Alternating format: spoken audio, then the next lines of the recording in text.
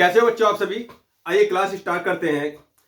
बहुत सारे बच्चों का क्वेश्चन आया था कि सर हमसे ब्रह्मास्त्र तैयार नहीं हो रहा है। अरे ब्रह्मास्त्र तो मैंने साथ साथ में तैयार करा दिया था, उसके बाद मिनी ब्रह्मास्त्र भी दिया था। देखो बच्चों, जीतने वाले कुछ अलग काम नहीं करते हैं, उसी काम को अलग ढंग से करते हैं।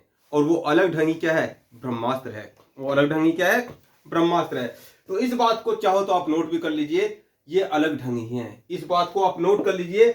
जो फर्स्ट डिवीजन लेके आता है वो भी उसी क्लास में पढ़ता है, जो स्कूल टॉप करता है वो भी उसी क्लास में पढ़ता है, और जो क्लास टॉप करता है वो भी उसी क्लास में पढ़ता है, और जो फेल होता है वो भी उसी क्लास में पढ़ता है। लेकिन यहाँ क्लास की बात नहीं है, क्लास के नंबर तो टीचर अपने पेन से भी दे देता है। यह बात आपके फ्यूचर की है, आपकी सरकारी नौकरी की मुहिम की है, और वो भी देश का सबसे बड़ा पद और प्रदेश का सबसे बड़ा पद।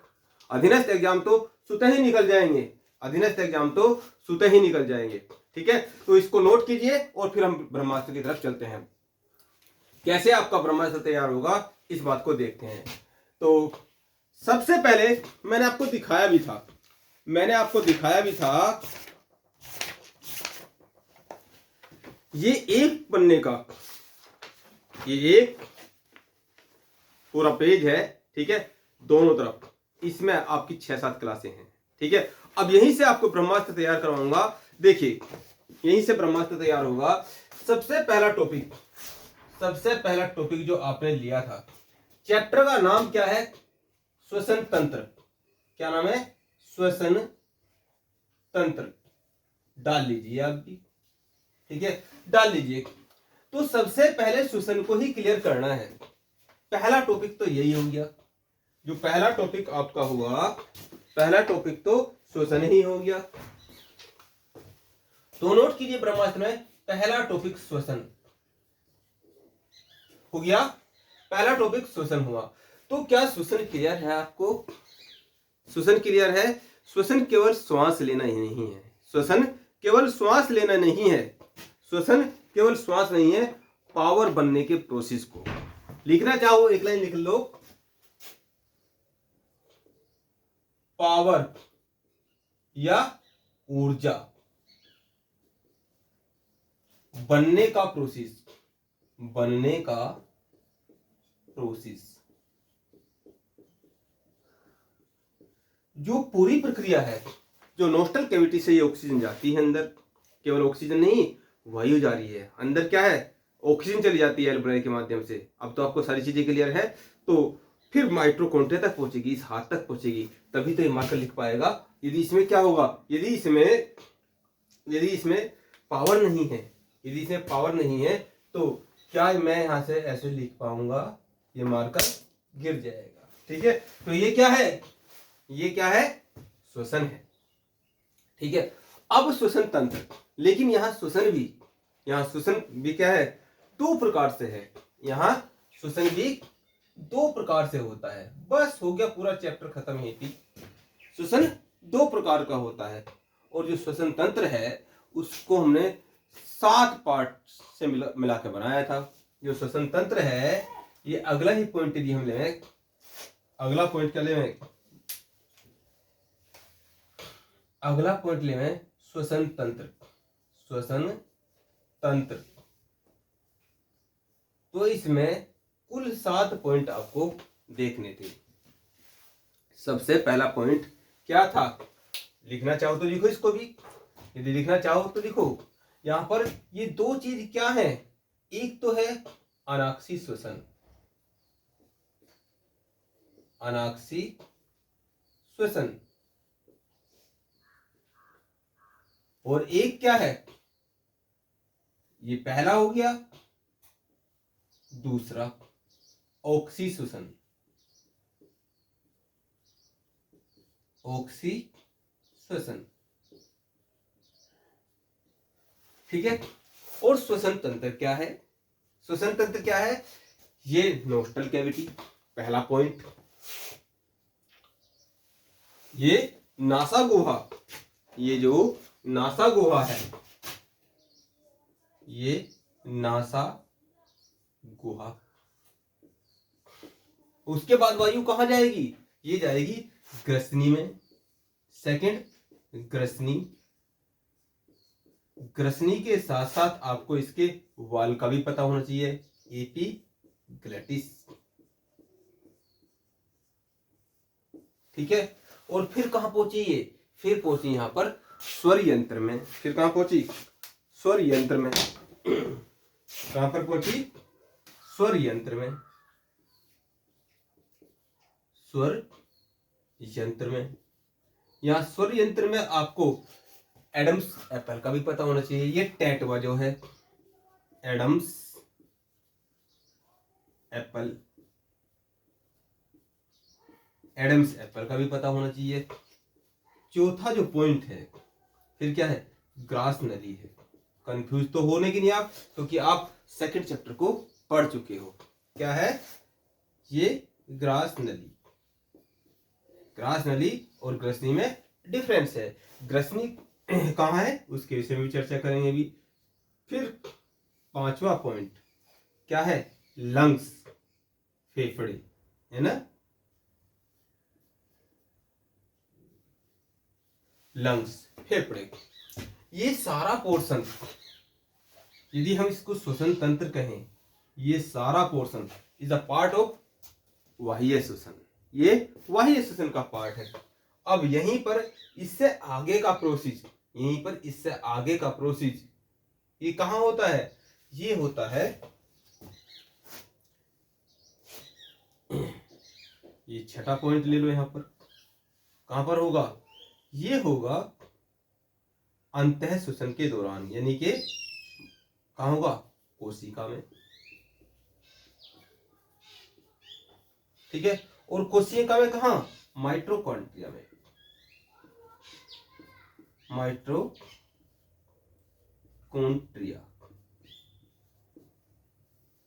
इस पूरे चैप्टर में बस इन्हीं बातों पर तो चर्चा हुई थी। उसके बाद क्या हुआ, उसके बाद कुछ डिसीज को देखा गया। पहले इसको फाइनल कर लेते हैं, पहले इसको फाइनल कर लेते हैं। तो यहां पर ऊपर से चलते हैं। श्वसन तंत्र में श्वसन का मतलब क्या है, पावर का जो क्रिएशन होता है, पावर जो बनती है केवल जब हाथ लगाते हैं किसी व्यक्ति पे, तो ऐसे जो सांस उसकी चल रही है तो कहते हैं ये आदमी जिंदा है, ये आदमी जिंदा है। लेकिन पावर बनने का पूरा प्रोसेस कहाँ होता है, ये नोस्ट्रल कैविटी से लेकर जो आपने भोजन खाया था, उस भोजन में जो ग्लूकोज मिला, जो ग्लूकोज मिला वो पावर बनने के रॉ मटेरियल है, पावर बनने के रॉ मटेरियल है। और पावर बनने के कच्चे माल के रूप में दो चीज होती हैं, एक तो होता है ऑक्सीजन और एक क्या होता है, एक होता है ग्लूकोज। ठीक है, ग्लूकोज से वो ऊर्जा बनेगी जिससे हम अपने दैनिक कार्यों को करेंगे। तो जो ग्लूकोज है, ग्लूकोज का विखंडन कौन करेगा, ये ऑक्सीजन करेगी, जो वायु के द्वारा हमारे नासा गुहा से जाती है। तो यहां से उस पूरे प्रोसेस को श्वसन कहते हैं। और जिनके माध्यम से वो श्वसन होगा, उस सारे सिस्टम को, उन सारे अंगों को सामूहिक रूप से मिला के श्वसन तंत्र कहते हैं। हो गया श्वसन तंत्र। तो श्वसन तंत्र में नासा गुहा, ग्रसनी, स्वर यंत्र, ग्रास नली, लंग्स और कोशिका, ये नोट कर लिया। ठीक है, अब ये श्वसन जो होता है दो प्रकार से होता है, अनाक्षी श्वसन और आक्षी श्वसन। अनाक्षी श्वसन और आक्षी श्वसन। यहां अनाक्षी श्वसन में जो आपको बात नोट करनी है, जब हम खाना नहीं खा रहे होते हैं, अब मैं आपको पढ़ा रहा हूं, अब क्या मैं खाना थोड़ी खा रहा हूं, तो फिर मुझे पावर कहां से मिल रही है, उस समय क्या होगा, या मैं दौड़ूंगा, मैं कोई भी एक्टिविटी करूंगा, उस समय अनाक्षी श्वसन होता है, उस समय अनाक्षी श्वसन होता है। अनाक्षी श्वसन में क्या होता है, दो प्रोसेस को ध्यान रखना है। यानी कि सबसे पहला पॉइंट तो यहां पर यह है कि अनाक्षी श्वसन में सबसे काम की बात जो है, ये O2 की एब्सेंस में होता है, ऑक्सीजन की अनुपस्थिति में होता है, O2 की एब्सेंस में होता है। पहला पॉइंट ये ध्यान रखना है। दूसरी बात यहां पे ये ध्यान रखनी है कि इस श्वसन के दौरान दो चीजों का निर्माण होता है। एक होता है C2H5OH, जो जीवाणु होंगे, जो ये फलबत्तियां होती हैं, उनमें यहां एथिल अल्कोहल का निर्माण होता है। और दूसरा लैक्टिक अम्ल का, इसका लैक्टिक अम्ल का। अब जो लैक्टिक अम्ल है, वो लैक्टिक अम्ल क्या है, ये दर्द पैदा करता है, ये जलन पैदा करता है। तो इस दर्द के बाद ही फिर क्या है, हम थक जाएंगे और फिर वहां पर दोबारा से हम ग्लूकोज लेने का प्रयास करेंगे, खाना खाने का प्रयास करेंगे, रेस्ट करने का प्रयास करेंगे, ठीक है। लेकिन यदि ये दर्द परमानेंट है, जैसे व्यक्ति दौड़ रहा है, दौड़ने के बाद दर्द हो रहा है, रुक जाएगा। लेकिन ये दर्द यदि परमानेंट हो रहा है, यदि परमानेंट हो रहा है, जैसे घुटनों में दर्द होता है, जिसे बाय का दर्द कहते हैं, तो ये क्या है, यही लैक्टिक अम्ल यूरिक अम्ल में कन्वर्ट हो जाता है। तो यहाँ पर ये बात भी आपको ध्यान रखनी है, यूरिक अम्ल वाली बात को भी ध्यान रखना है, ठीक है। अब ये जो यूरिक अम्ल है, अब यहां पर इसी को क्या कहते हैं, इसी को बाय का दर्द कहते हैं, बाय का दर्द, यही क्या है, बाय का दर्द होता है, ठीक है। अब यहां पर जो ऊर्जा बनती है वो 56 किलो कैलोरी बनती है। कितना? 56 किलो कैलोरी, 56 किलो कैलोरी ऊर्जा बनती है। बस हो गया पूरा अनऑक्सीडेशन खत्म। अब यदि ऑक्सीडेशन की बात करें तो oxidation is a big part, oxidation big part है। तो बिग पार्ट कितना है, ये क्या होता है, ये O2 की प्रेजेंस में होता है। क्या होता है? O2 की प्रेजेंस में होता है। इसमें जो होता है, इसमें 686 किलो कैलोरी उत्पन्न होती है। नॉर्मल रूप से हम सांस ले रहे हैं तो 686 किलो कैलोरी उत्पन्न होगी। कैसे? एक ग्लूकोज के विखंडन से। किसके? एक ग्लूकोज के विखंडन से। तो ये अनाक्सिक श्वसन इन अंगों के माध्यम से होगा, ये इन सब अंगों के माध्यम से होगा। पहले अब इनको भी समझ लेते हैं, फिर इस पे आ जाएंगे वापस। तो नासा गुहा क्या होती है? ये नोस्टल कैविटी होती है, एक पेयर होती है, एक जोड़ी में होती है। तो यहां से ऑक्सीजन अंदर जाती है, लेकिन ऑक्सीजन के साथ साथ वायु की जितनी गैसें हैं वो भी अंदर चली जाती हैं, ठीक है। इसमें श्लेष्म नाम का एक पदार्थ होता है जो वायु के घर्षण से ये बचाता है। अगला पॉइंट है ग्रसनी। जब हम खाना खाते हैं और हम ये अंदर ऑक्सीजन हमारी जा रही है या वायु जा रही है, तो इन दोनों का जहां मिलन पॉइंट होता है, ये नोस्टल कैविटी का और मुख गुहा का, वहां के पॉइंट को क्या बोलते हैं? ग्रसनी बोलते हैं। और उसी के अंदर एक वाल्व होता है एपिग्लैटिस। क्या होता है? एपिग्लैटिस। वो एपिग्लैटिस क्या होता है? खाना खाते समय क्या होता है? बंद हो जाता है, जिससे खाना नोस्टल कैविटी से बाहर ना आ सके। जैसे हवा का प्रेशर आता है तो फिर खुल जाता है, हवा अंदर चली जाती है। स्वर यंत्र जिनकी वजह से उच्चारण हो रहा है, ठीक है, इसका लास्ट पॉइंट क्या होता है? ये एडम्स एप्पल होता है, ये टैटुआ होता है, ठीक है। तो यहां से इसके बाद ग्रास नली है, लगभग 10 इंच लंबी होती है और ये फेफड़ों तक, लंग्स तक वायु को पहुंचाती है। फिर इसके बाद बात करें कोशिका, तो कोशिका तो लाखों में होती हैं, लेकिन लंग्स के अंदर भी जो इसकी क्रियात्मक इकाई है वो क्या है? एल्वुलाई है। क्या है? एल्वुलाई है। ये सारा प्रोसेस यहां पर जो होगा एल्वुलाई के माध्यम से ही होगा, ठीक है। तो एल्वुलाई वो चीज है जहां गैसों का विनिमय होता है, जहां गैसों का विनिमय होता है। गैसों का विनिमय कौन सा? लेन देन होगा। कैसे होगा? अभी बात करेंगे पूरे प्रोसेस को। तो ऑक्सीडेशन के दौरान हमने आपको एक इंडेक्स बनवाई थी। क्या बनवाई थी? इंडेक्स बनवाई थी। वो इंडेक्स क्या थी कि आपको ऑक्सीडेशन को समझने के लिए इस इंडेक्स को समझना है। क्या समझना है आपको? एक तो बाह्य श्वसन को समझना है, बाह्य श्वसन को समझना है, ठीक है। अब इसको ऊपर से मैं कर देता हूं रफ,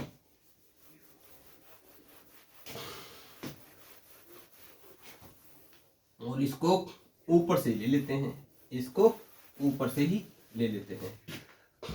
ऑक्सीडेशन को समझने के लिए आपको एक इंडेक्स को समझना होगा, एक इंडेक्स को समझना होगा।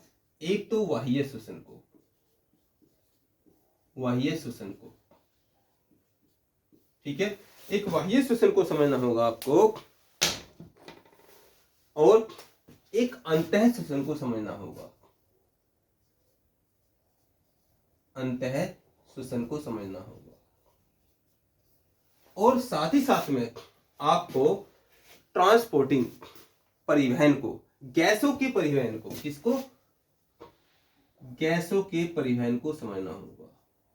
गैसों के परिवहन,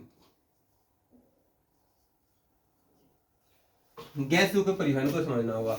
अब ये जो बाह्य श्वसन है, जो बाह्य श्वसन है, इसमें दो प्रोसेस होंगे। इसमें जो होंगे दो प्रोसेस होंगे, इसमें दो प्रोसेस होंगे। जो बाह्य श्वसन है इसमें दो प्रोसेस होंगे। एक तो क्या होगा, एक तो होगा श्वास को लिया जाएगा, एक श्वास को लिया जाएगा, ठीक है, और एक गैसों का विनिमय होगा। जो ये आपका यहां पर जो प्रोसेस है लंग्स अंतःश्वसन, तो यहां पर ब्रीदिंग को समझना होगा। किसको, यहां पर BREATHING ब्रीदिंग बोलते हैं, सांस का लेना। ये दो तरीके से होता है, ये दो तरीके से होता है। एक तो निःश्वसन होता है, निःश्वसन होता है, और एक क्या होता है, उच्छ्वास, उच्छ्वास, सांस का लेना, ठीक है, और सांस का छोड़ना। ये क्या हुआ, ये ब्रीदिंग हुआ, ठीक है, ये ब्रीदिंग हुआ। और साथ साथ में गैसों का विनिमय, दोनों में कंफ्यूज मत होना। गैसों का विनिमय किसमें, गैसों के परिवहन और गैसों के विनिमय थोड़ा सा माइनर डिफरेंस है। यहां पर क्या होगा, गैसों का विनिमय है, गैसों का विनिमय किसके माध्यम से होगा, एल्वुलाई के माध्यम से होगा, एल्वुलाई। इसी को क्या बोलते हैं, वायु कोष्ठक बोलते हैं। इसी को क्या बोलते हैं, वायु कोष्ठक बोलते हैं। तो यहां पर एक चीज का बस हमें एक रूल को ध्यान रखना है, एक रूल को ध्यान रखना है। किसको, यहां पर ये एल्वुलाई के माध्यम से गैसों का जो विनिमय है हुआ, हमें यहां पर केवल एक पॉइंट को ध्यान रखना है, हाई प्रेशर और लो प्रेशर। जिस तरफ हाई प्रेशर होगा गैसें हमेशा, ये केवल एल्वुलाई में रूल नहीं है, ये गैसों का रूल है। गैस हमेशा हाई प्रेशर से लो प्रेशर की ओर गमन करती है। एटमॉस्फेयर में किस चीज का, जो ऑक्सीजन है वो 21% है, कितना, 21% है। और यहां पर अंदर फेफड़ों में क्या है, ऑक्सीजन शून्य है। तो बाहर से अंदर की तरफ चली जाएगी। हमने बताया था जो बड़ा सिलेंडर होता है गैस का, तो उससे छोटे सिलेंडर में गैस चली जाती है, ठीक है, एक पिन के माध्यम से। उसको ऊपर रखते हैं तो ऊपर से नीचे की तरफ चली जाती है। तो ये क्या है, हाई प्रेशर से लो प्रेशर की ओर गैसें गमन करती हैं। और किन किन गैसों का यहां पर गमन होगा, यहां पर होगा एक तो O2 एंड CO2, ऑक्सीजन और कार्बन डाइऑक्साइड का। नॉर्मल रूप में जो कार्बन डाइऑक्साइड होती है 0.03% होती है एटमॉस्फेयर में, लेकिन अंदर जब यहाँ पर ऑक्सीजन अंतःश्वसन के दौरान क्या कर देगी, ऑक्सीजन ग्लूकोज का विखंडन कर देगी, तो वहां से CO2 बनेगी, अंदर 4% हो जाती है। कितना, 4% हो जाती है। तो अंदर से जब 4% होगी तो अंदर उसका क्या हो जाएगा, उसका प्रेशर ज्यादा होगा, उसका प्रेशर ज्यादा होगा, तो अंदर से वो बाहर की ओर आ जाएगी एल्वुलाई के माध्यम से।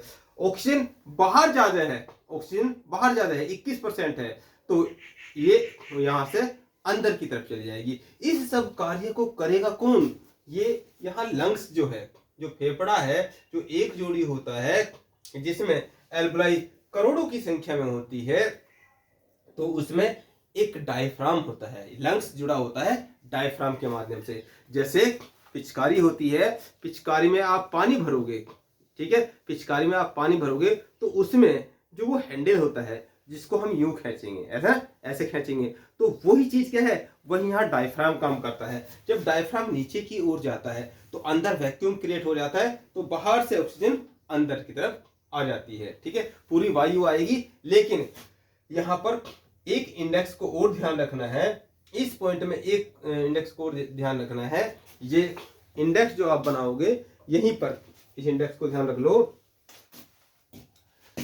यहां पर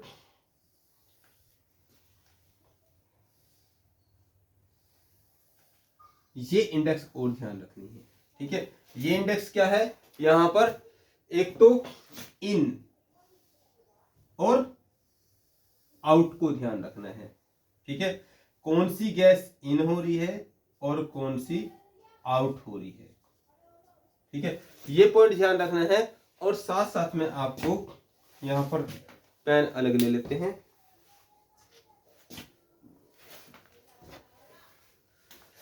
एक कॉलम नाइट्रोजन का बना लीजिए, एक कॉलम ऑक्सीजन का बना लीजिए, और ये यहाँ पर कुछ अन्य भी गैसें भी रहेंगी, उनको हम नहीं देखने के, यहाँ पर केवल हम CO2 को देखेंगे। किसको, एक तो N2 को देखेंगे, एक O2 को देखेंगे, एक CO2 को देखेंगे। ठीक है, कुछ अन्य गैसें भी हैं, उन्हें देखने की आवश्यकता नहीं है। तो N2 जो होती है वो 78% होती है जब अंदर इन होती है, जो O2 होती है वो 21% होती है, और जो CO2 होती है वो 0.03% होती है। जब बाहर आउट होती है तो ये तो पूरी की पूरी बाहर आउट हो जाती है। ऑक्सीजन का अंदर यूज है तो ये क्या है, ये 4%, सॉरी 17% अंदर जाएगी, 17%, सॉरी ये यहाँ 17%, ये 17% अंदर चली जाएगी। 21% में से 17% क्या है, अंदर चली जाएगी। 21% तो टोटल होती है ना, ये जो इन हुई, जो अंदर गई कितनी, 21% गई, और 17% आउट होगी, तो अंदर कितनी रहेगी, 4%। तो यहाँ पर जब ये कार्बन डाइऑक्साइड है, ये कितना है, ये 4% आउट होगी। तो इस इंडेक्स को और ध्यान रखना है।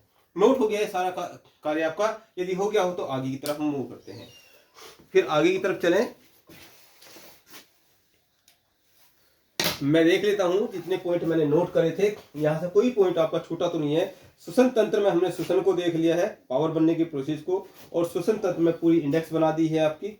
यहाँ पर यहाँ O2 को बता दिया है, और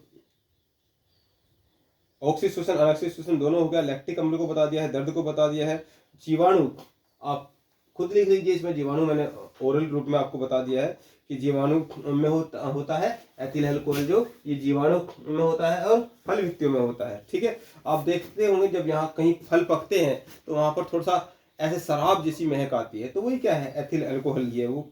ठीक है, दर्द के विषय में बता दिया है।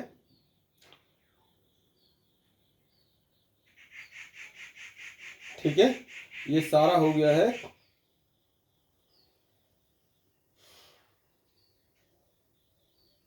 ठीक है, ये पूरा प्रोसेस हमने यहाँ बता दिया है, यानी कि ये पूरा का पूरा एक पेज आपका तैयार हो गया है, पूरा का पूरा एक पेज आपका तैयार हो गया है। अब इससे आगे की तरफ चलेंगे, जो ये एक पेज और बच रहा है, इससे आगे की तरफ चलेंगे तो यहाँ पर ये अनाक्सी श्वसन वाला पॉइंट जो था, मैंने आपको क्लास के दौरान बताया था कि यदि बात समझ में आ रही है, यदि बात समझ में आ रही है तो कुछ बड़ा भी कर सकते हो। बाबा रामदेव जी ने इसी को क्या काम किया है, इसी को कुछ एनालिसिस करके, इसी चैप्टर को अच्छी तरीके से पढ़ के उन्होंने योग के साथ मिक्स करके इतना बड़ा एम्पायर खड़ा कर दिया है।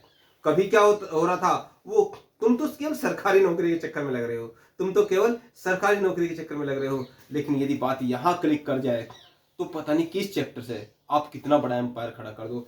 इन्हीं पॉइंटों से बाबा रामदेव ने इतना बड़ा एम्पायर खड़ा कर दिया है। कभी वो साइकिल पर चमनप्राश बेचा करते थे, लेकिन आज देखो कितना बड़ा एम्पायर है। ठीक है, तो यहाँ पर ये जो दर्द है, इसी को क्या है भाई, यदि ये पावर लगातार बनती रहे, यदि पावर लगातार बनती रहे तो क्या है, नॉर्मल रूप से 56 किलो कैलोरी बन रही है ऑक्सीजन के दौरान, और ऑक्सीजन के दौरान 686 किलो कैलोरी बन रही है। लेकिन फेफड़ों की जो, जब हम अनुलोम विलोम क्रिया करते हैं तो इसमें 3500 किलो कैलोरी तक अंदर लेकर चले जाते हैं, और जो इसकी क्षमता होती है कितनी होती है, 5800 किलो कैलोरी, और टोटल इसके अंदर फिर कितनी आ सकती है, 8800 किलो कैलोरी। बस हर एक बीमारी के साथ उन्होंने क्या कर दिया है, उन्होंने आपको पावर देना स्टार्ट कर दिया है, और वो भी क्या, नेचुरल तरीके से, वो भी क्या है, नेचुरल तरीके से हुआ ये आपका। फिर हम आगे की तरफ मूव करते हैं, अंतः श्वसन की तरफ हम चलते हैं। फिर अंतः श्वसन की तरफ चलते हैं और गैसों के परिवहन की तरफ चलते हैं।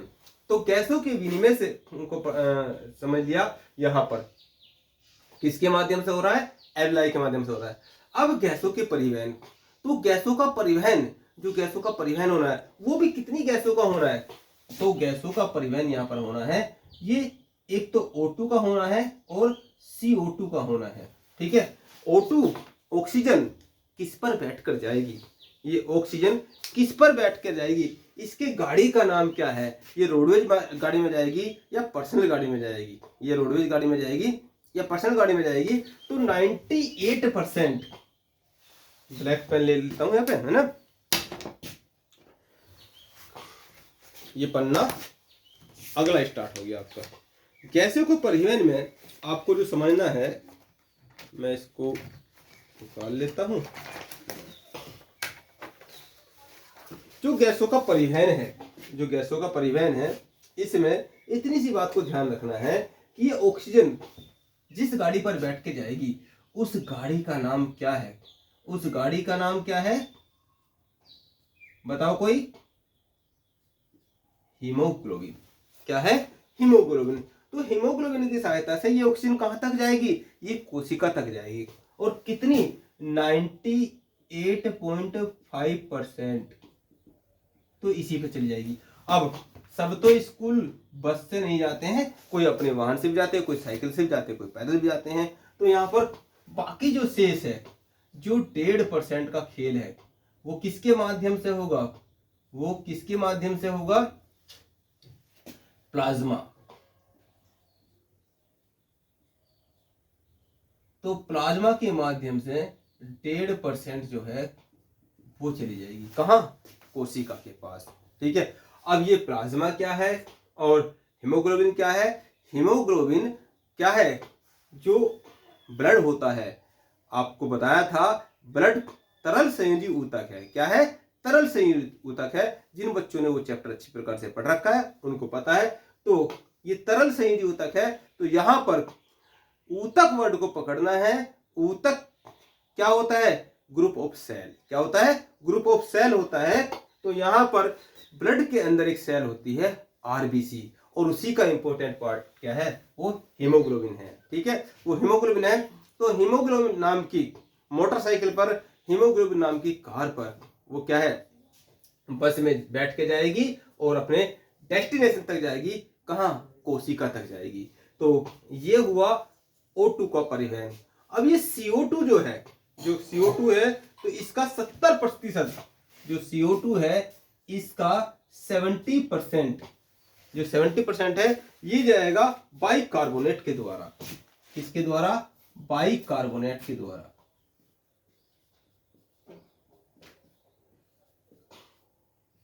बाइकार्बोनेट के द्वारा। अब ये जो बाइकार्बोनेट है, इसमें भी जो होगा, जो पोटेशियम बाइकार्बोनेट, इसमें दो चीज को ध्यान रखना है। एक तो ध्यान रखना है पोटेशियम बाइकार्बोनेट को, ठीक है, और दूसरा ध्यान रखना है सोडियम बाइकार्बोनेट को। ये सोडियम का फॉर्मूला NaCO3, सोडियम बाइकार्बोनेट के द्वारा। ठीक है, इसमें 23% जो है, जो 23% है, 23% है, तो 23% है कार्बनिक यौगिक के द्वारा।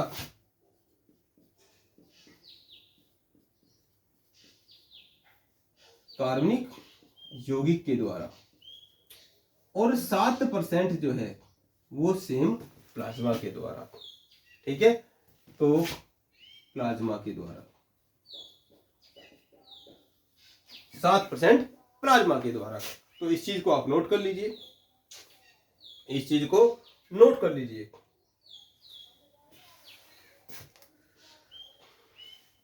ठीक है, एक बहुत छोटा सा माइनर सा पॉइंट है, लिखना चाहे तो लिख लीजिए।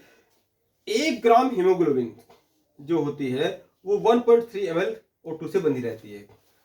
यहां पर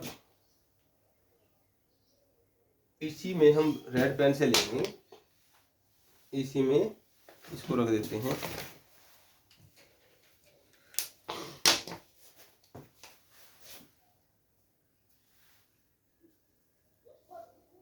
1 ग्राम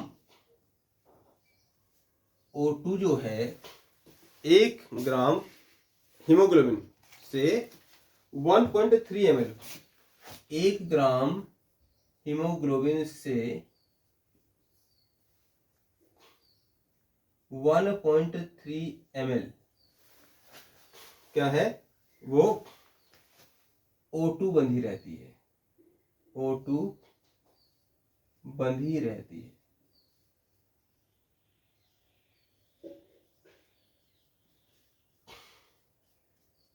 हो गया। अब समझते हैं फिर अंतःश्वसन को। अंतःश्वसन को समझने के लिए इसको मैं इस पेज को हटा देता हूं, अगले पेज को ले लेता हूं।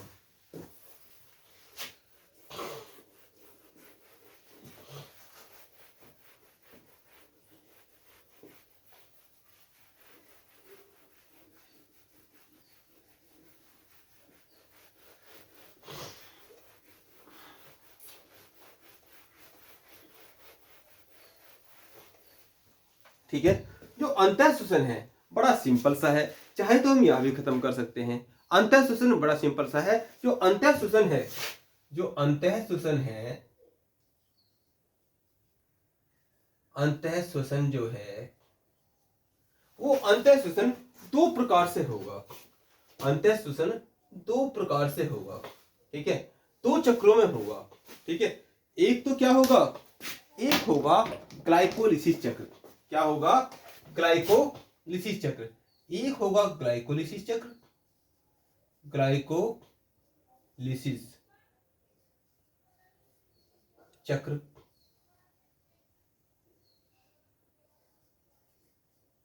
ठीक है, और दूसरा होगा, जो दूसरा होगा वो क्या होगा, क्रेब्स चक्र। क्या होगा, क्रेब्स चक्र। जो ग्लाइकोलिसिस चक्र है तो इसको क्या कहते हैं, ईएमपी पाथवे कहते हैं, ईएमपी पाथवे। ये ईएमपी पाथवे क्यों कहते हैं, क्योंकि ये 3 वैज्ञानिक हैं, एम्बेडन, मेयरहॉफ और पार्सन। 3 वैज्ञानिक हैं।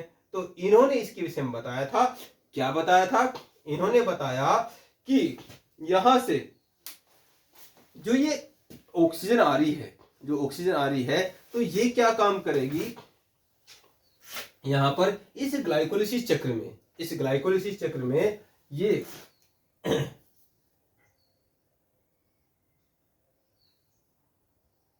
2 पायरुविक अम्ल, 2 पायरुविक अम्ल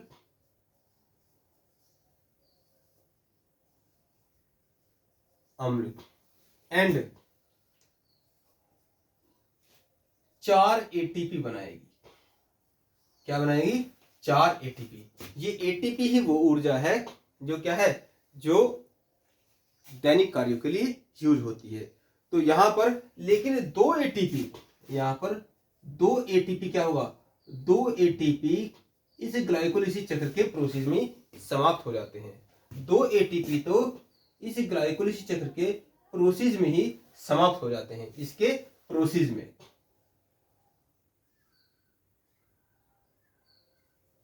प्रोसेस में ही खत्म हो जाते हैं। तो फाइनली क्या बनता है, फाइनली 2 एटीपी, ये 2 पायरुविक अम्ल, 2 पायरुविक अम्ल एंड 2 एटीपी, ये बनते हैं। 2 पायरुविक अम्ल और 2 एटीपी बनते हैं। नोट कीजिए इसको, फिर आगे की तरफ चलते हैं।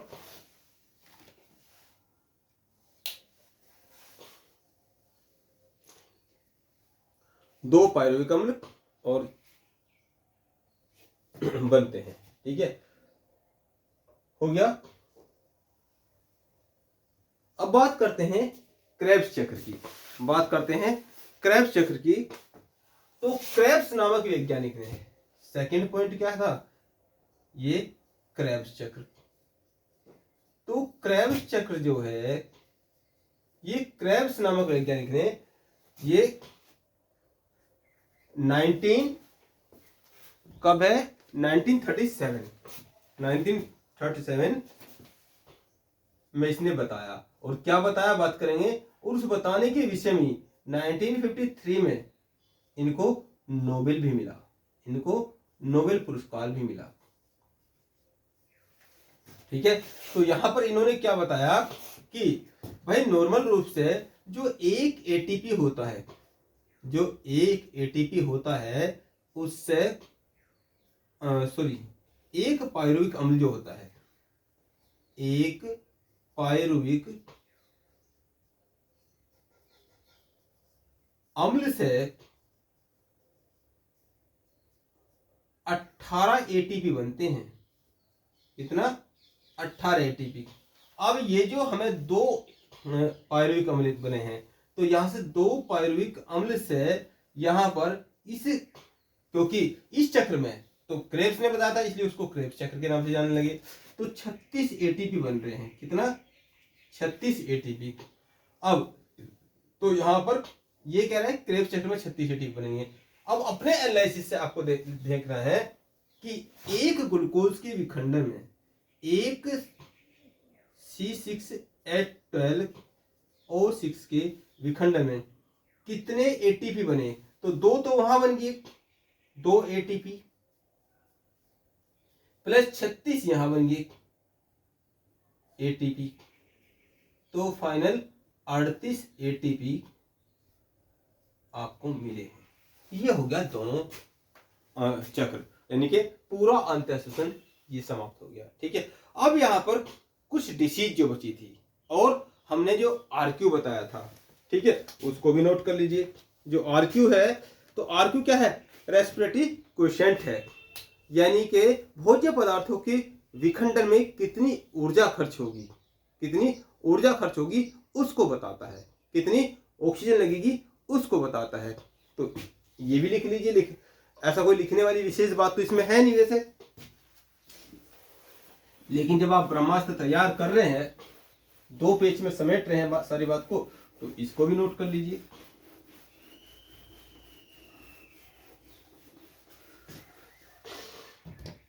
ये टॉपिक बताया था आपको, ये क्या था? आरक्यू।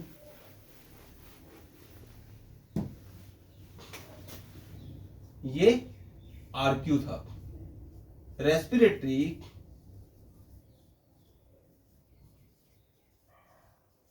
क्वोशिएंट।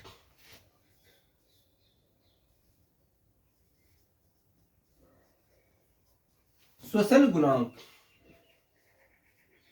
श्वसन गुणांक। क्या है आरक्यू? क्या है आरक्यू? इंक थोड़ी कम हो रही है, इसमें इंक डाल लेते हैं।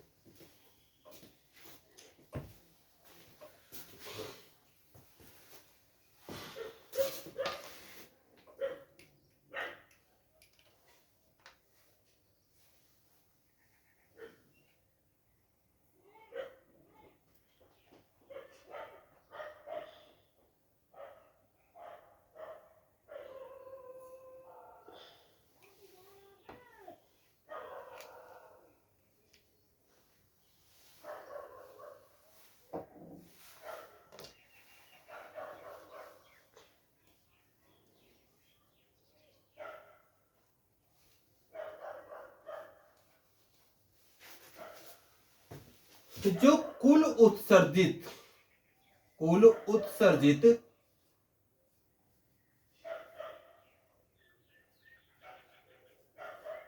CO2 और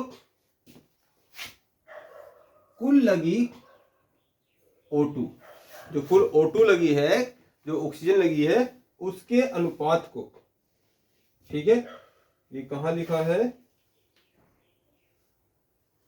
कुल लगी यानी कि कुल खर्च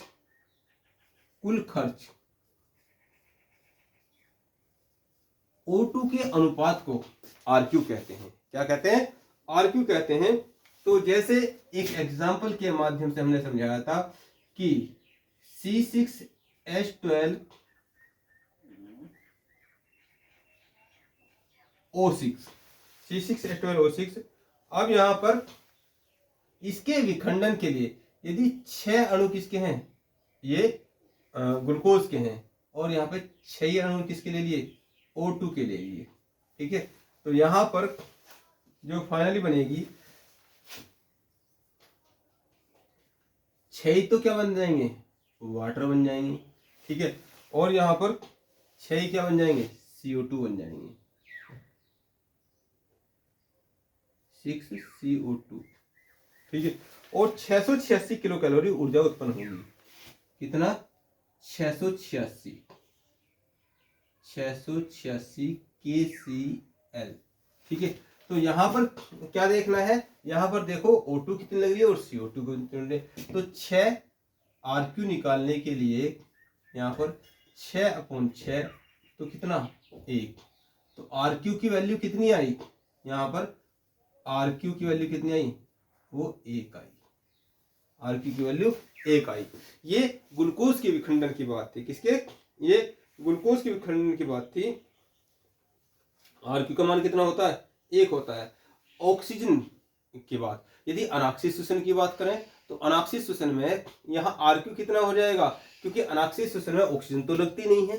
तो यहाँ पर यदि RQ की बात करें इसी अनाक्षिक श्वसन, अनाक्षिक श्वसन, अनाक्षिक श्वसन, श्वसन में RQ कितना होता है, वो होगा 1/0, और 1/0 क्या होता है, इनफाइनेट होता है। ठीक है, तो इस बात को आप ध्यान रखना, ये क्वेश्चन पूछा हुआ है कंफ्यूज करने के लिए, और कुछ नहीं है। ठीक है, ये अनाक्षिक श्वसन हुआ। और कार्बनिक अम्ल का मान कितना होता है, वो 4 होता है। यहाँ पर ये भी ध्यान रखेंगे, जो कार्बनिक अम्ल है RQ का मान ये ग्लूकोज के विखंडन में 1 होता है, और कार्बनिक अम्ल का मान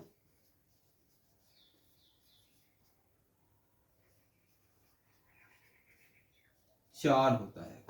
इस बात को भी आप ध्यान रखेंगे। ये तो बाकी हमने बता दिया है कि गहरी सांस लेने में 3500 किलो कैलोरी ऊर्जा उत्पन्न होती है, और जो रिजर्व वायु रहता है, इस बात को ध्यान रखना है। नोट करना चाहो तो लिख लीजिए फेफड़ा, एक छोटा सा टॉपिक आप बना लीजिए, फेफड़ा। फेफड़ा, तो फेफड़े में क्या क्या बातों को ध्यान रखना है। गहरी सांस लेने पर अनुलोम विलोम कर लो, या गहरी, नॉर्मल रूप है 686 किलो कैलोरी, क्या है, पॉइंट बना लीजिए यहां पर, ऑक्सी श्वसन, ऑक्सी श्वसन से कितना, 686 किलो कैलोरी आती है। ठीक है, और गहरी सांस लेने पर, गहरी श्वास से 3500 किलो कैलोरी तक, 3500 किलो कैलोरी तक अंदर चली जाती है। ठीक है, और क्षमता, जो फेफड़ों की क्षमता होती है, वो क्षमता को रहने दो, पहले रिजर्व रखो, कितना, रिजर्व, फेफड़ों में जो रिजर्व रहती है 2300 किलो कैलोरी तक रिजर्व रहती है। ठीक है, और यहाँ पर यदि क्षमता की बात करें, फेफड़ों की जो क्षमता है वो कितनी हो जाएगी भाई, ये 3500, तो क्षमता कितनी, यदि पूछे आपसे कोई क्षमता, तो यहाँ पर जोड़ दो इसको, ये कितना हुआ, 5 3 8 0 0 और 3 2 5, 5800 किलो कैलोरी, कितना, 5800 किलो कैलोरी इसकी क्या हो जाएगी, ये क्षमता हो जाएगी। ठीक है, तो यहाँ पर ये रही फेफड़े से संबंधी बातें। अब यदि हम बीमारी की बात करें, यदि हम रोग की बात करें, यदि हम यहाँ डिसीज की बात करें, अलग मार कर ले लेता हूं, हालांकि रोग वाला चैप्टर अलग से आएगा आपके लिए, लेकिन फिर भी यहाँ एक पॉइंट को ध्यान रखना है, नशा करोगे, नशा करोगे तो दम घुट जाएगा, नशा करोगे, नशा करोगे तो दम घुट जाएगा, दम घुट जाएगा। इतना सा ध्यान रखना है।